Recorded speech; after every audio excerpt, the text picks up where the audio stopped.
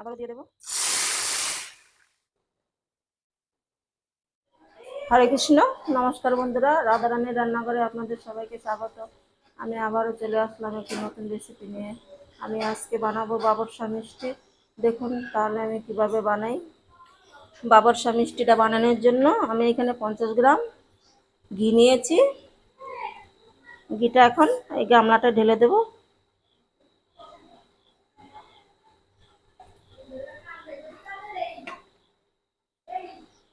আমি একটা এই যে বরফ নিয়েছি, আমি একটা ক্রিম তৈরি করব।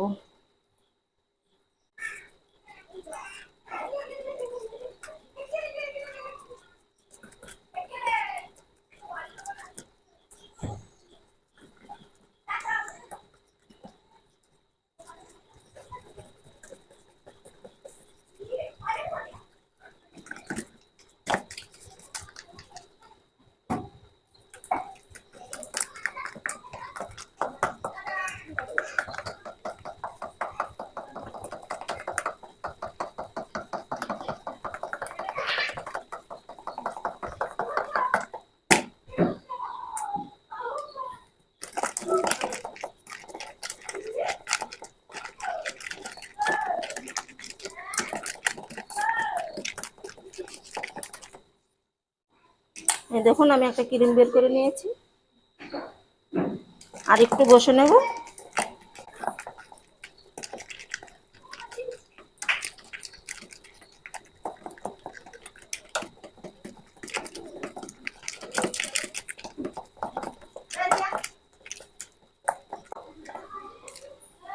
ক্রিমটা আমার হয়ে গেছে।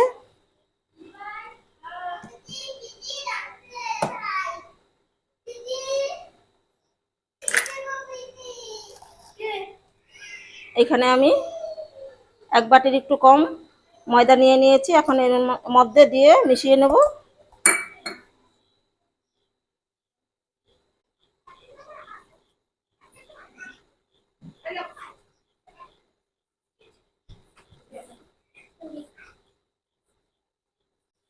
আমি ভালো করে মিশিয়ে নিয়েছি।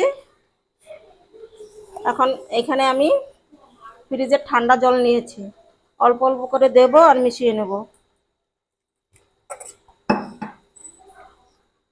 পাতলা একটা ডো তৈরি করতে হবে।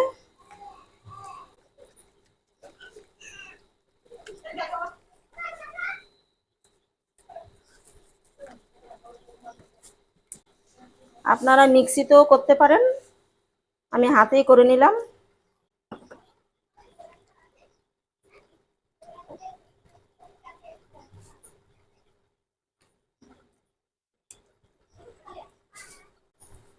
অল্প অল্প জল দিয়ে আমি একটা পাতলা ডো তৈরি করে নেব। আমি অল্প অল্প জল দিয়ে ব্যাটারটা তৈরি করে নিয়েছি। এই দেখুন এরকম পাতলা একটা ব্যাটার তৈরি করতে হবে। এখন আমি এই দেখুন এখানে বরফ নিয়ে নিয়েছি, বড় একটা বরফ নিয়ে নিয়েছি। এখন আমি এটা এই বরফের মধ্যে বসিয়ে রাখবো। ব্যাটারটা ঠান্ডা থাকলে বাবরসাটা ভালো হবে। এটা আমরা ঢেকে এখন রেখে দেব। ওইদিকে শিরাটা বানিয়ে নেব। শিরাটা বানানোর জন্য আমি এখানে একটা বাটি নিয়েছি, বাটিটা বসিয়ে দিয়েছি। আমি গ্যাসটা জ্বালিয়ে দেব। আর এর মধ্যে আমি এক বাটির একটু কম জল দিয়ে দেব।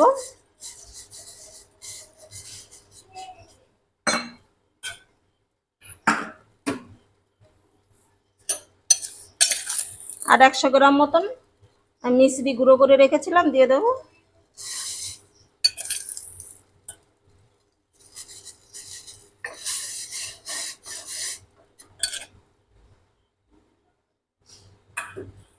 হালকা আজে আমি শিরাটা তৈরি করে নেব। হালকা আজে আমি শিরাটা তৈরি করে নিয়েছি। এই দেখুন বেশি হালকাও না বেশি গাঢ়ও না, হালকা একটু নিয়ে যায়।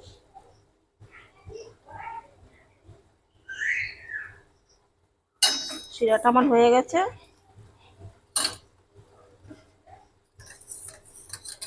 এখন আমি একটু লেবুর রস দিয়ে সাইডে রেখে দেব।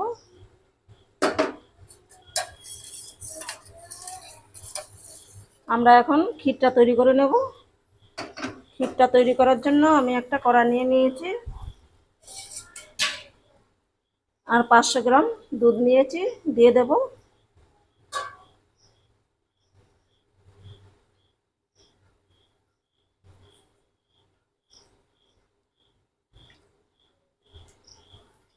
জাল দিয়ে একটা ঘন ক্ষীর তৈরি করে নেব।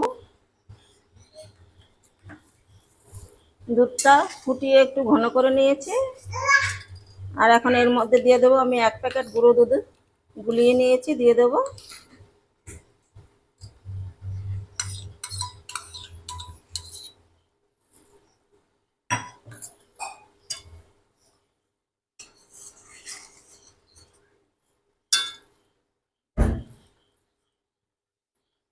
আর 2 চামচ চিনি দিয়ে দেব।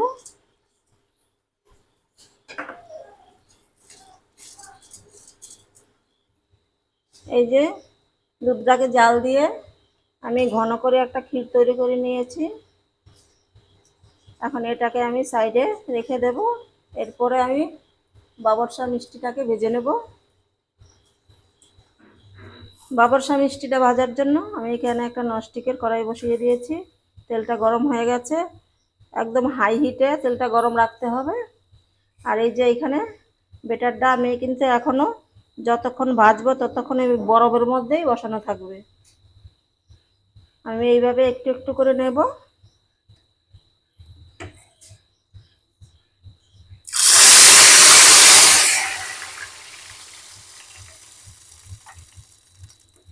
আবারও দিয়ে দেব।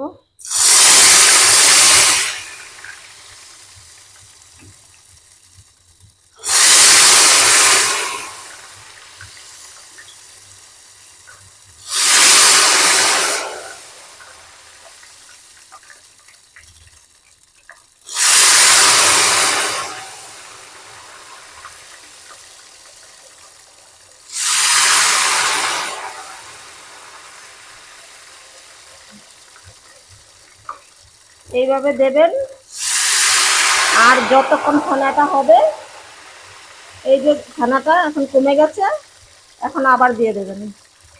ফেনাটা যতক্ষণ থাকবে ততক্ষণ দেবেন না।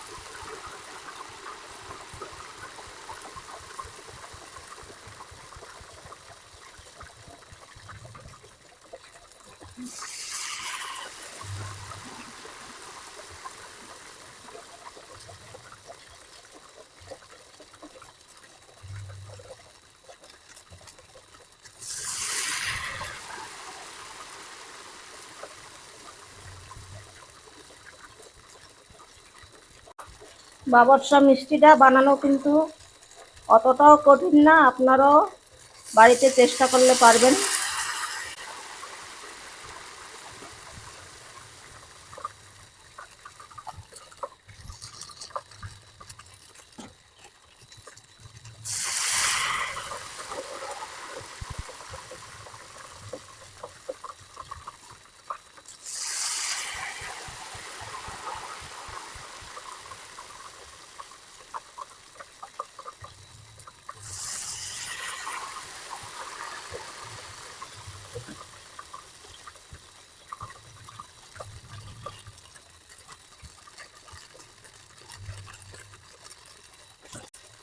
আমি একটু মোটা করেই করব।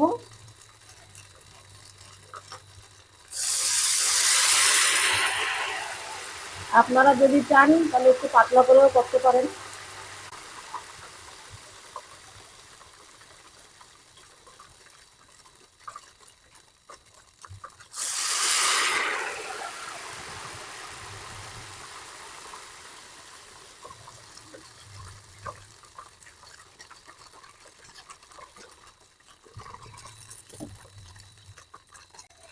আমি আরো একটু দেব।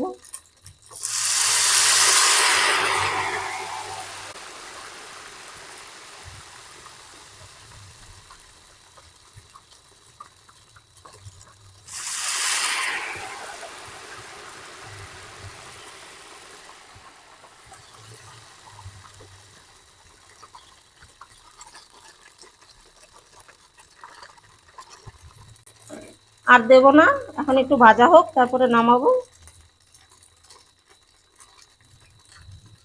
একটু ঘুরিয়ে ঘুরিয়ে ভেজে নেব।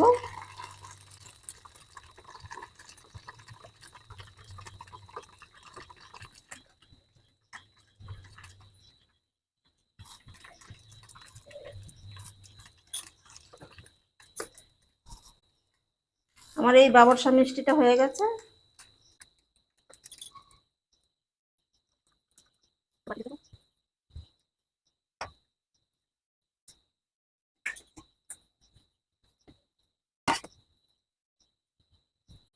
আমি এখন এই বাটিটার মধ্যে বসিয়ে রাখবো যাতে তেলটা ঝরে যায়।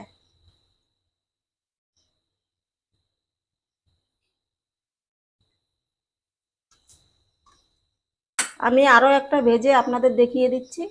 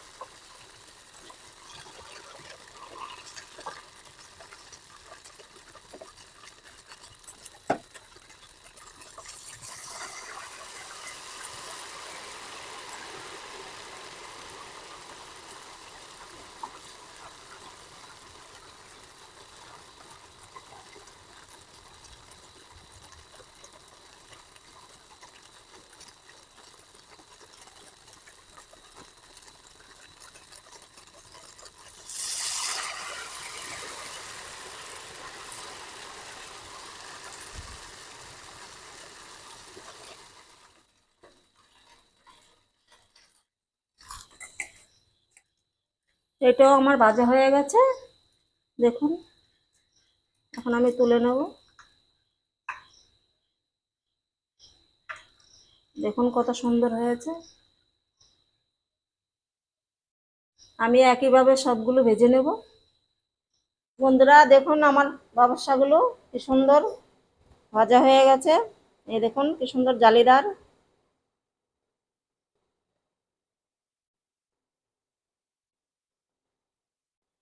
এখন আমি একটা আপনাদেরকে সাজিয়ে দেখাবো।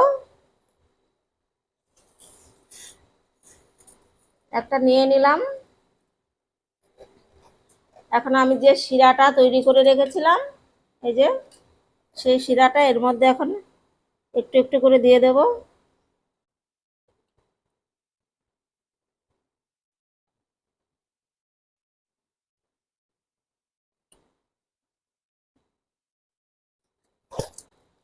আর এই যে ক্ষীরটা তৈরি করে রেখেছিলাম, গাঢ় গাঢ় করে, সেটা এখন দিয়ে দেবো এর মধ্যে।